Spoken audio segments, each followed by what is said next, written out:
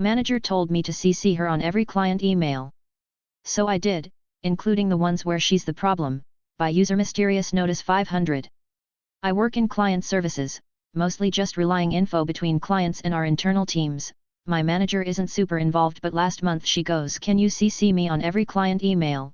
Just for transparency, I was like, sure thing, so I CC'd her on literally everything, including the emails where clients asked why she missed their meeting or where I had to explain delays from her not sending over files. A few days later she starts replying to someone with, "Let's take this offline." One client hit back with, "This wouldn't be an issue if you'd shown up." She hasn't brought up CCing since, but if she does, I've got drafts ready. All modifications must be restored to the original, by user maladjusted73. I told this story to a friend. She suggested I share it here. My family and I moved into a house in 2008 to 5 bedrooms, 3,200 square feet, $1,600 a month. It was a decent price in 2008, and the rent stayed the same for many years. Since I'm reasonably handy, I would fix things myself rather than bother an old man. I lived there so long that I also made quite a few upgrades. In 2024, the owner passed away, and his son inherited the property. A week later, he gave notice of intent to inspect the property. During the inspection, he kept trying to open drawers and look through my belongings, which isn't legally allowed, and was rude when I stopped him. As he left, he handed me a notice that my rent was increasing to $4,000 monthly, about $1,000 over market value. I would have paid higher rent if it had been reasonable, but I wasn't paying that much. My month-to-month lease was worded to require 3 months' notice to raise the rent. I pointed out this fact, then gave him notice that I would be moving out at the end of that 3 months. A few days later, I was served with an eviction notice. The month-to-month lease also required 3 months' notice to evict me without cause, so he tried evicting me with cause. He claimed I had made unauthorized modifications to the house and cited the back door with a dog door installed. I still had the original door in the garage and the previous owner's permission, so it was neither unauthorized nor a modification. Regardless, the judge decided I needed to move out within 30 days, or he would grant the eviction. Additionally, he explicitly ordered that all modifications be restored to the original. This is where the malicious compliance comes in, and I'm sure you already see this coming. All the smart house additions I made were removed. The tool shed in the yard was removed. The pond was filled in. Closet organizers were torn out. Garage organizers were removed. The updated appliances were replaced with basic models. Every update I made was removed, and then I moved out. He sued me for removing everything. His lawyer cited a law that says any changes to the property become part of the property, and it's illegal to remove them when vacating the property. However, my lawyer pointed out the order from the previous judge, stating, all modifications must be restored to the original. I provided receipts for all the things I had removed, proving I had added them and was required to remove them. I won the case, and he had to pay my legal fees. A few months later, I got a call from his sister. Some of my mail had not been forwarded, and she wanted to ensure I got it. We had a short conversation about the entire ordeal. She told me the house was actually inherited by 4 siblings. Her brother had lied to everyone. First, he had raised the rent, knowing I would move out. He already had a deal to sell the house to one of those big rental companies. He told his siblings the house had negative equity and nobody would get anything from the sale. In reality, the house was paid off and worth about $700,000. They had made an offer on the house, which included all the stuff I later removed. He couldn't afford to replace everything, so they took him to court over the sale. Since all 4 siblings were listed as owners, all were named in the lawsuit, which is how they learned the truth. In the end, the house sold for $550,000. In exchange for not pressing fraud charges against him, his 3 siblings split the proceeds, and he got nothing. Edit: a lot of people asked the same questions. Rather than respond to them individually, I will post them here. Q. How did everything happen so fast after the landlord died?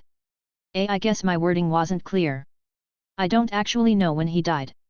I only talked to the guy once or twice a year. This all started about a week after I was notified of his death in February of 2024. I moved out in early June. We went to court over the removals in September, and I spoke with his sister in December. Everything I posted happened over the span of nearly a year. Q. Why did I rent for 17 years instead of buying a house? A. I moved into the house during my divorce in 2008. Buying a house during a divorce is not easy. I chose this house because it was large enough for me and 3 kids and close to their schools. By the time they moved out, I was set in my ways. I planned to buy another place at some point but was in no rush. How did his siblings not know what he was up to? I don't know. Everything involving me was my first-hand experience. Everything that happened after that was second-hand information I got from his sister. I can't confirm what she told me, I can only share what she said. Why did I do so many upgrades in a rental? I wasn't tearing out walls or replacing floors. Everything I did was reversible and done to make my life easier. Also, the landlord was retired, never raised the rent, and always gave permission. Even though I was renting, it was my home.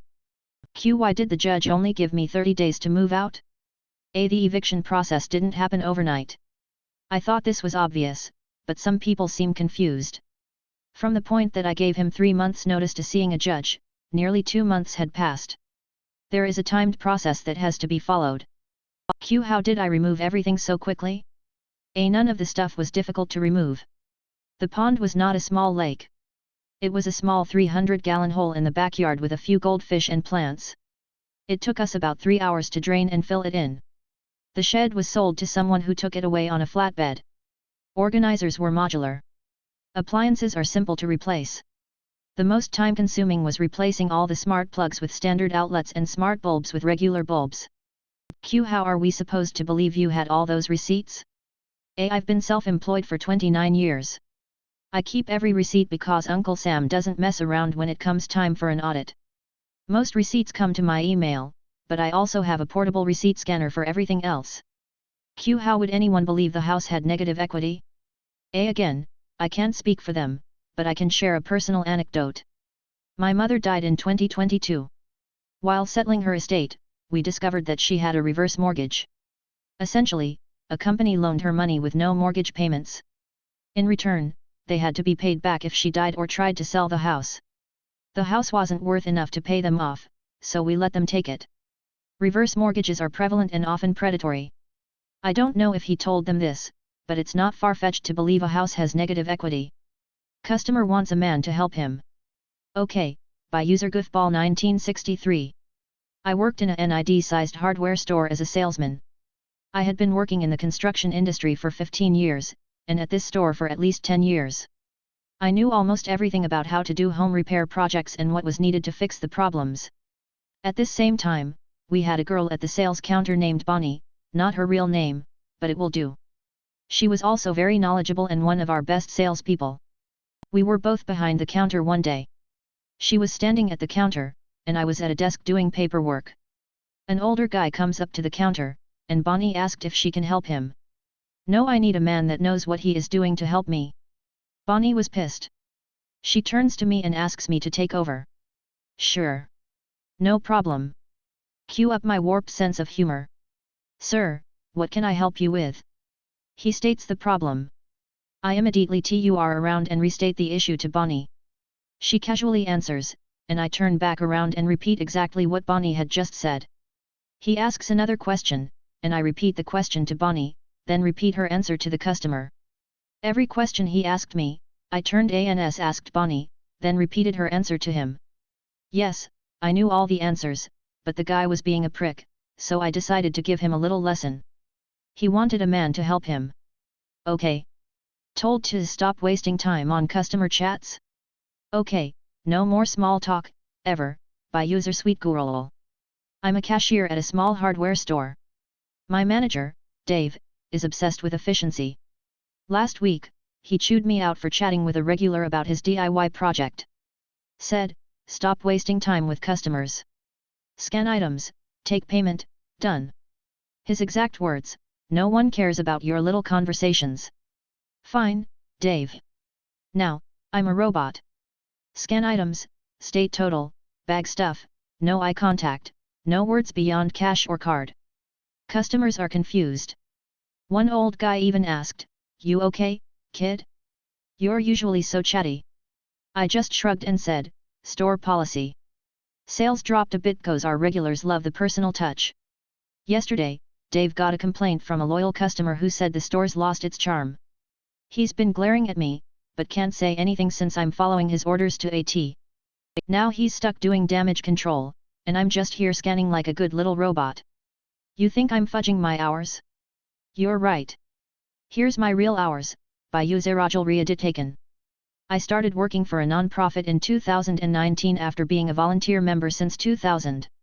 It was supposed to be temporary for 3 months or so, but the non-profit dragged their feet hiring a permanent replacement. I'm fairly well off, not filthy rich, but debt-free and comfortable, and didn't need the money, so I never billed for my hours after working 15 months full-time. It was supposed to be $25/HR, CAD currency, but I was willing to work for free if they just found a replacement in a reasonable time. They were pressuring me for an invoice, so I finally invoiced them for 40 HRS/week for 15 months and it was about high $60,000. They were livid for a variety of reasons I didn't understand. They accused me of lying about my hours because I was a new father and my wife had gone back to work after maternity leave, and there's no way I could have worked that much. When I told them I had my son in daycare instead of staying at home with him, they sarcastically said, "Now you know what it's like to work an actual job like the rest of us." They were mad that I wasn't volunteering my time anymore like I used to, but I insisted I was and that my build time was only for the TV bingo fundraiser and not for any other non-profit activities. They didn't believe me. I tried to tell them my hours were actually more than I billed for, and my hourly rate is greatly reduced compared to what I normally charge for all the work I was doing: IT, e-commerce, web design, marketing, HR, operations, bookkeeping, TV production, etc., but they said they didn't care about the rate reduction. They insisted that I charge my normal rates for my actual hours, and then deduct 10 hours a week for volunteering, which is about 10 times more hours than any of them volunteer for. Okay, bet. I started charging them $40 to $125 per hour depending on the task. I recorded all my tasks and hours in great detail. I charged for any time I spent doing what was normally volunteer work for the non-profit. Then I finally deducted 10 hours a week. I was billing an average of 50 hours a week after the volunteer hours were deducted. I also took the opportunity to start hiring more people under me on their dime so I could work way less than I did in the first 15 months but still get paid the same if not more. They couldn't say anything because it was exactly what they asked for. I was billing $1K/week before malicious compliance, and then about $3K/week after malicious compliance, which I started trimming back down closer to $1K/week after cutting my own hours. These guys kept doubling down and accusing me of incompetence and fraud over the next year and a half that I continued working, but I didn't care anymore. They turned my passion into a crappy job that I didn't need, so I stayed until all my amazing employees were hopefully set up for success and wrote that non-profit out of my life for good. I didn't feel any guilt over being paid for my time with them because I had raised more money for them in 30 months, $30 million gross, about $20 million net, than they had raised in the 100 years before then.